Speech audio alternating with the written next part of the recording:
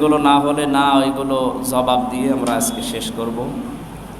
প্রথম প্রশ্ন এসেছে যে সুন্নাতে খাতনা, এটা ইব্রাহিম নবী আলাইহিস সালামকে আল্লাহ যে 50টা পরীক্ষা করেছিলেন, কয়টা? ইব্রাহিম আলাইহিস সালামের পরীক্ষা সারা জীবনে ছিল কয়টা?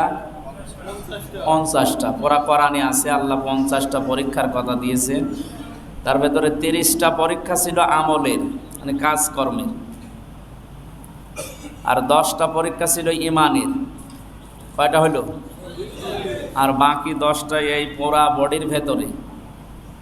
তার ভেতরে সুন্নাতে খাতনা একটা, এই দাড়িকে লম্বা করা, মোষ খাটো করা, এই যে নখ কাটা, শরীরের বিভিন্ন পশমগুলো তুলে ফেলা, এরপরে এই যে সুন্নতে খাতনা যেটা বলা হয় মুসলমানি দেওয়া, এইটা, এই আতর ব্যবহার করা, দস্তরখানা বিছিয়ে খাবার খাওয়া, এরকম 10টা পরীক্ষা আমলের ভেতরে। তার মানে শরীরের ভেতরে কাজকর্মে ছিল, 5টা মাথায় আর 5টা পুরা শরীরে। ইব্রাহিম আলাইহিস সালাম গাছের মাথায় বসে কোড়াল দিয়ে একটা ডাল কাটছিলেন। আল্লাহ তাআলা ওই সময় জানালেন আসলিম, আত্মসমর্পণ কর। উনি বললেন আমি আত্মসমর্পণ করব কি করে? আল্লাহ ওই সময় বলেছিলেন যে আত্মসমর্পণ করব না, খাত না করো। উনি গাছের মাথায় বসে কোড়াল দিয়ে খাত না করেছিলেন ওই সময়। ওখান থেকে জবাব দিয়েছেন আসলাম তুলি রব্বিল আলামিন। মানে বিষয়টা একটু কঠিন মনে হচ্ছে যে ওই জায়গায় গাছের ডালে বসে কি করে খতনা করলো কোড়াল দিয়ে, আপনাকে কি দেখিয়ে দেওয়া লাগবে নাকি? এটা বাস্তবতায় হয়েছে, উনি করেছিলেন আর বলেছিলেন আমি আপনি যেখানে যা বলেন আত্মসমর্পণ করলাম। এখানে গাছের মাথায় যদিও কাজটা করা কঠিন, তারপরও আমি এখানে বসেই তোমার আদেশ মেনে নিলাম। তার মানে মুসলমানি দেওয়া যে রীতিনীতি, যে নিয়ম নীতি আমরা বানিয়েছি, অনুষ্ঠান না করলে মুসলমানি দেওয়া যায় না, এগুলো যদি কেউ এবাদত মনে করে করে থাকেন তাহলে কিন্তু বেদাত হয়ে যাবে, কারণ এগুলো এবাদতের ভেতরে না। এটা আপনার একটা দায়িত্ব। ওই মানুষকে খাওয়া দাওয়া দিয়ে শেষ পর্যন্ত অনেকে হাদিয়া তোফা তোলে, টাকা পয়সা তোলে, বিভিন্ন জিনিসপাতি, না এ কোথায় পেয়েছে এগুলো? এ যদি এইগুলো করাই লাগবে, না করলে আমার ছেলের মুসলমানই হয়নি। আর এটা অনেকে ব্যবসা হিসাবে নিয়ে নেয়, এটা ঠিক না, এইগুলো করবেন না। যেহেতু এটা নবী ইব্রাহিম আলাইহিস সালামের একটা সুন্নাত, যেভাবে পালন করা দরকার স্বাভাবিকভাবে, এটার ভেতরে বৈজ্ঞানিক অনেকগুলো তথ্য আছে। যারা এটা কাটে না তাদের বিভিন্ন রোগ হওয়ার সম্ভাবনা আছে। আমি নিচে ওইদিকে নাই গেলাম, সুতরাং ওগুলো আর করবেন না। আমরা জানি ডাক্তার মতিউর রহমান আহলে কোরআন মতাদর্শের মানুষ, ওনার বিষয়ে আপনার অবস্থানটা ক্লিয়ার করুন। না, উনি আহলে কোরআন নয়, এ বলেছে উনি আহলে কোরআন। যারা বলে দূর থেকে ওনার সাথে না মিশে, কথাগুলো ভালোভাবে পড়াশোনা না করে ওই শুনে শুনে, আমিও দূর থেকে শুনে শুনে ওইটাই করেছিলাম, বা কাছে যে বাস্তবতায় ওনার সাথে যতদিন মিশেছি, উনি কোরআন শুধু মানে, হাদিস মানেন, এটা মিথ্যা কথা। আপনার মতো হাজার হাজার আলেমকে উনি পড়াতে পারবেন, সেই যোগ্যতা, সেই এখলাস ওনার আছে।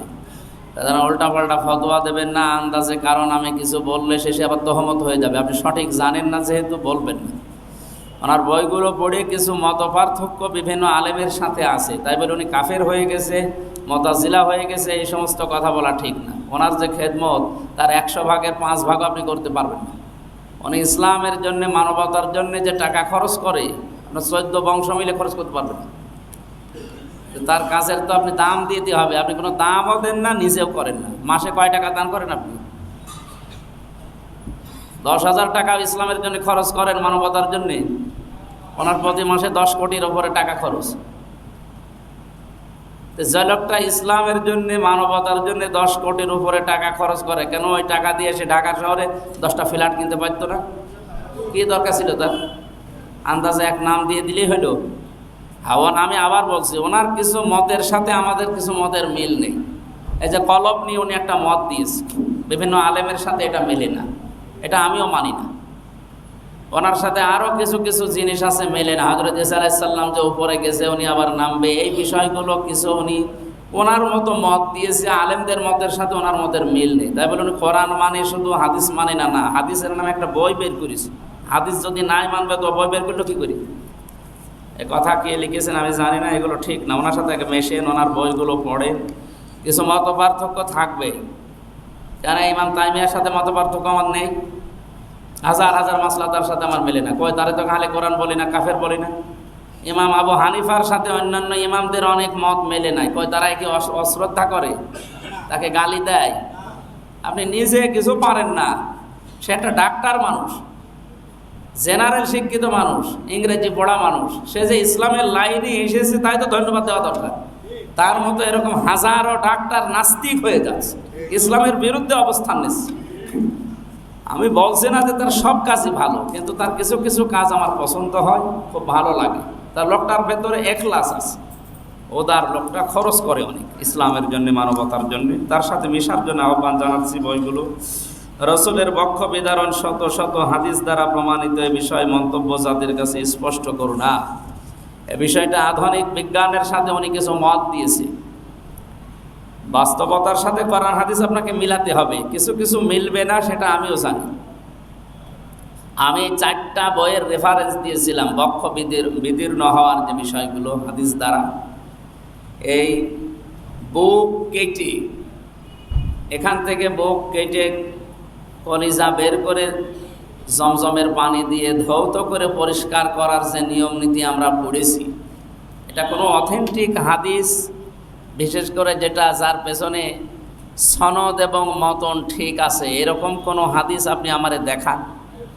1টা 2টা না, এরকম 5টা আমারে দেখান যে সনদ এবং মতন ঠিক আছে। আমি ওনার ওই বক্তব্য আমিও মানি না, যে ওনার ওই যে এখন যে আধুনিক বিজ্ঞানের ব্যাখ্যা উনি দেয়, যে আমি যদি কম্পিউটারের মাধ্যমে এই ঢাকার মহাখালীতে বসে, কুষ্টিয়ায় একটা লোক আছে মনে করেন, ঢাকার মহাখালী বসে আমি কম্পিউটারের বাটন টিপ দিয়ে ওনার পেট থেকে পাথর বের করে ফেলে দিতে পারি, এই সিস্টেম যদি আমি এই 250 কিলোমিটার দূর থেকে পারি, তে 1500 বছর আগে আল্লাহ জিবরাইলকে দিয়ে ওনার বুক চিরে কলিজা বের করে পানি দিয়ে ধৌত করা, কেন ওই সময় কোনো সিস্টেম আল্লাহ জানা ছিল না?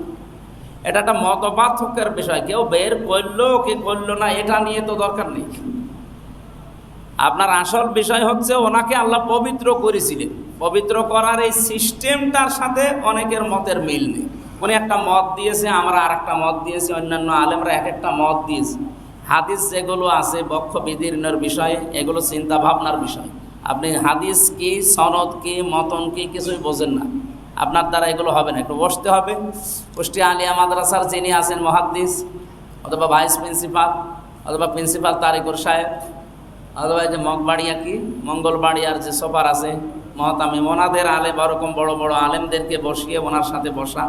উনি যে মত দিয়েছে, যদি বলে না আপনার মতের সাথে একেবারে ডাইরেক্ট ইনডাইরেক্ট মিলছে না কিছু কোরআন হাদিসের বাইরে, তখন ওনার কাছে হাজার হাজার ডক্টর যায়, তারা ওনার কিছু কিছু মত মানে না। 100টার ভেতরে হয়তো 5টা 95টা মেনে নেয় না, এগুলো ঠিক আছে, এগুলো ইসলামের উপকার হচ্ছে। এই হাদিসের মত পার্থক্য আছে বক্ষ বিদীর্ণের বিষয়। এটা পার্থক্য করার জন্য বসা লাগবে, 1-2 মিনিটের বিষয় না এটা। এটা আগে আপনার হাদিসের সনদ মতন কি, ওর সংজ্ঞা কি, ওইটা আপনাকে আগে জানা লাগবে। অথেন্টিক হাদিস কাকে বলে ওইটা আগে জানা লাগবে। এই বিষয়গুলো ব্যাখ্যার বিষয়। আমি সময় পেলে আপনাদের সাথে যারা জ্ঞানী মানুষ আছেন বসবো। এলাকার সম্মান, মসজিদ ছাড়া অন্য মসজিদে জমান নামাজ পড়া কি হারাম? কে বলেছে হারাম? তাহলে আমরা এই যে মসজিদে নববীতে নামাজ পড়ে আসলাম, কে ফতোয়া লিখেছে? মসজিদে আসে তো দূর থেকে, তা আসবে না কেন? মসজিদে যে কোনো মসজিদ মুসলমানদের জন্য জায়েজ আছে। পৃথিবীর প্রত্যেকটা মসজিদ মুসলমানদের জন্য হালাল, যেখানে নামাজ পড়ার সুযোগ পাবে পড়ে নেবে, অসুবিধা নেই।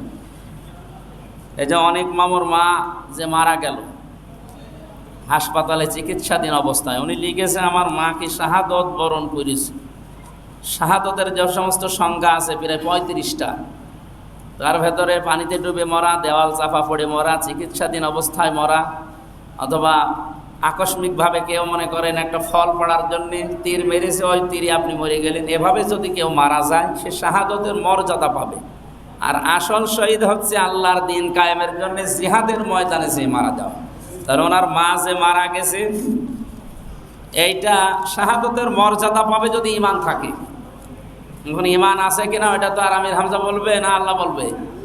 সুতরাং আল্লাহর উপরে ছেড়ে দিলাম, আর আমরা দোয়া করে যে আল্লাহ যেন শাহাদতের মরণ নসিব করো ওনারে। আমি শুনেছি উনি নামাজি কালামি মানুষ ছিল, আল্লাহ যেন তার জীবনের কাজগুলো কবুল করেন, আমিন। আহ, আমাদের দেশ 12 আউলিয়ার দেশ, আর এইবার আউলিয়ার কারা কোথা থেকে এসেছে?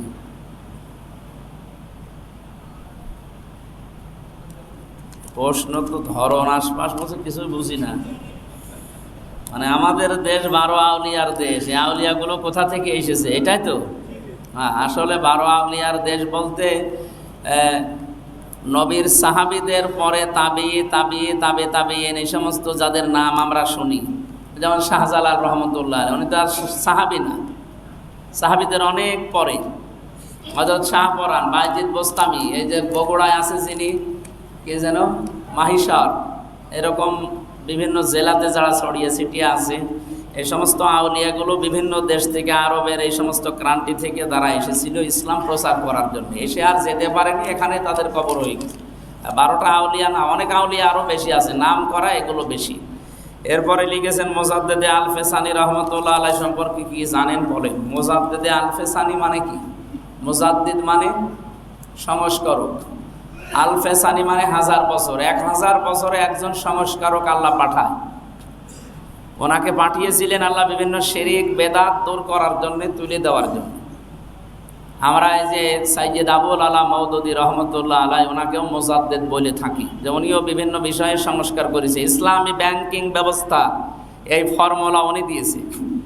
ব্যাংক যে ইসলামী ব্যাংক কায়েম করে, ব্যাংকিং ব্যবস্থায় যে টাকা পয়সা দেন করে সুদমুক্ত থাকা যায়, এই থিওরি সর্বপ্রথম মওদুদী রহমতুল্লাহ আলাইহি দিয়েছে। এর আগে কেউ দিতে পারেনি। এর পরবর্তীতে গবেষণা করে তাকি ওসমানী রহমতুল্লাহ আলাইহি পাকিস্তানে। তো এই জন্য মুজাদ্দিদ বলা হয় ওই মানুষকে। এটা আল্লাহ অনেক বছর পরে পরে পাঠায়, যে মানুষগুলো মানে রাষ্ট্রে সমাজে যে বেদাত শিরিকগুলো চালু থাকে এগুলো সংস্কার করে। আমাদের ডক্টর আব্দুল্লাহ জাহাঙ্গীর রহমতুল্লাহ আলাইহি, উনি মারা গেছে, উনিও শিরিকের বিরুদ্ধে, বেদাতের বিরুদ্ধে বহু কাজ করেছে। ওনাকেও কেউ কেউ মুজাদ্দিদ বলে জামানা। আল-ফেসানি রহমতুল্লাহ আলাইহি একজন রাজনীতিবিদ ছিলেন। উনি রাজনীতি করতেন, এদিকে সংস্কারও করতেন। শেষ পর্যন্ত কারাবরণ করতে হয়েছিল, কারাগারে তিনি মারা গিয়েছিলেন। তারপরেও তিনি মাথা নত করেননি। আর আজকে একটা খুশির সংবাদ, আমাদের শাইখুল হাদিস ইবনে শাইখুল হাদিস, আলেমদের মাথার মুকুট, হাজারো আলেমের উস্তাদ আল্লামা মামুনুল হক সাহেব সকাল 10টায় জেলখানা থেকে মুক্তি পেয়েছে। আল্লাহ রাব্বুল আলামিন ওনাকে হায়াতে তাইয়্যিবা সিহাতে কুল্লিয়া যেন দান করেন। তার বাইরে আসা যেন আমাদের জন্য উপকার হয়, জাতির জন্য উপকার হয়। জ্ঞানী মানুষ লোকটা। আমি প্রায় 3 বছর ওনার সাথে ছিলাম, পাশাপাশি রুমে ছিলাম। জোহরের আর সকালের খাবার আমরা এক জায়গায় খেতাম, আমাদের দুইজনে এক জায়গায় ছিলাম।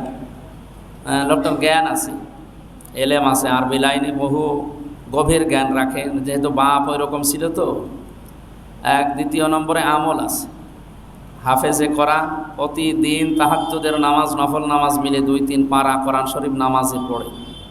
আমরা 1-2 পৃষ্ঠা পড়তে পারি না।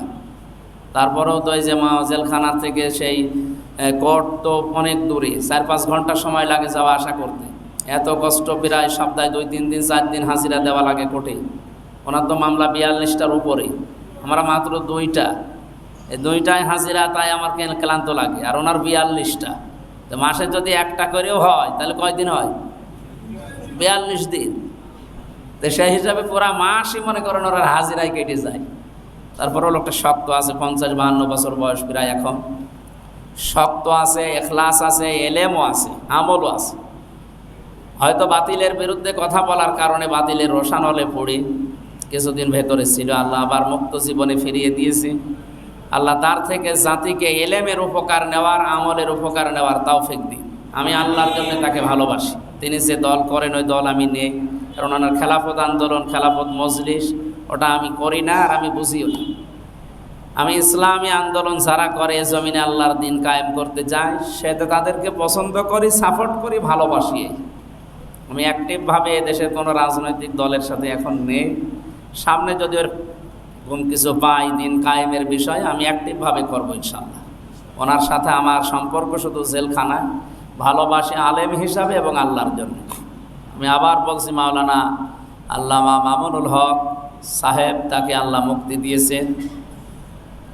তার থেকে তার আমলে, তার এলেমের যে উপকারিতা জাতিকে এটা পাওয়ার যেন তৌফিক দেন। সবাই যদি আবু বকরের মতো নরম হয়, হবে? ওমরের মতো গরম হওয়া দরকার। উনি হচ্ছে ওমরের মতো গরম।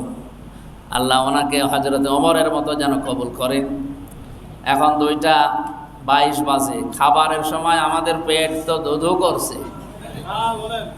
আরে খাবারটা আগে দিয়ে দে, খাবার খেয়ে শুরু করি। আগামীতে আমরা সময় পাবো, কিন্তু এখন তো 4 মাস আর মাহফিল নেই। মে, জুন, জুলাই, আগস্ট আমার অনুষ্ঠানগুলো এখন নেই। ফ্রি থাকলে আমি চলে আসবো। হরিপুরের মানুষকে, বোয়ালদা মানুষকে আমি ভালোবাসি, এই কারণে এরা কাজ করে খায়। এরা চুরিদারি, বাটপারি, সিটারি আর যাই করুক না কেন কাজ করে খায়। আপনারা আবার মনে করেন না চুরিদারি বাটপারি করেন না, আর এখন কোষ্টিয়া চালায় তো আপনারা। এই হিসাবে আল কাসিব হাবিবুল্লাহ, নবী বলেন যারা কাজ করে খায় এরা আল্লাহর বন্ধু। আমি তো দেখি কোষ্টিয়া চালাচ্ছেনই আপনারা। সুতরাং কুষ্টিয়ার শহরের চাইতে আপনারা আল্লাহর বন্ধুত্বের দাবিদার বেশি, কারণ পরিশ্রম করেন, কাজ করে খান, মানুষকে ফাঁকি দেবেন না। আপনি কাজ করেন, রাস্তা ঝাড়ু দেন, তাতে কি? আমার ঘরের ড্রেন পরিষ্কার করে হরিপুরের মানুষ, এত ভালো কাজ করছে। এও আল্লাহর বন্ধু। যে লোকটা আমার ড্রেন পরিষ্কার করে দিল, যে লোকটাই মাছ বাজারে কাজ করে, ও যদি ছোট কাজও করে তাও সে আল্লাহর বন্ধু, কারণ সে চিটারি করছে না, মানুষকে ফাঁকি দিয়ে খায় না। আর এই অভ্যাসটা হরিপুরের মানুষের ভেতরে আছে বলেই উনি বলছিলেন না টুটুল ভাই, আসলে 2 বছর না 5 বছরও আমার সিরিয়াল এখন আর নেই, বিশেষ করে 6 মাস। সারা বাংলাদেশ সহ ভারতের কয়েকটা রাজ্য মিলে তো এখন 1500 কাগজ আমার বাড়ি পড়ে আছে। যদি মাসে 30টা করে হয় তো 6 মাসে কয়টা? 1-150, 1500 কত হয় বলেন তো? তো 10 বছর পরও একটা জেলায় যাওয়া যাবে না। সিরিয়াল করে করে সর্বোচ্চ 120টা মাহফিল নেওয়া হয়, বাকিগুলো সব ফেলে দিই আবার সামনে বছর।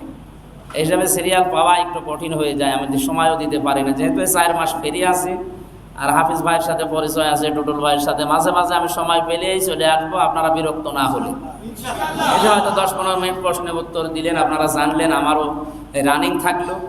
মানে ঢেকি যেখানে যাবে ধান বানা লাগবে, আমারও ভালো হবে, আপনাদের উপকার হবে ইনশাল্লাহ। আল্লাহুম্মা আমিন। লা হাওলা ওয়ালা কুওয়াতা ইল্লা বিল্লাহিল আলিয়্যিল আযীম। আল্লাহ তাআলা তুমি কোরআনে দিয়েছো, উদউনি আস্তাজিব লাকুম, আমাকে ডাকো আমি ডাকের সাড়া দেব।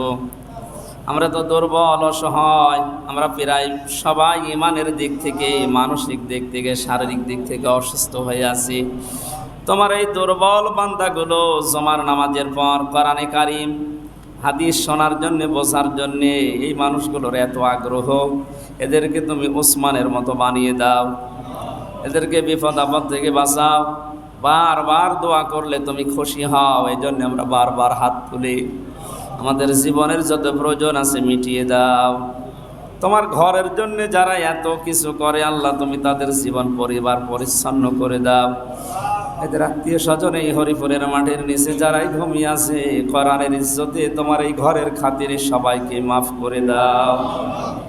তোমার হাবিব জানিয়েছে আল্লাহর ঘর মসজিদের খাদেম, খেদমত, মুয়াজ্জিন যারা হবে কিয়ামতে আল্লাহ তাদের হিসাব সহজ করে দেবে।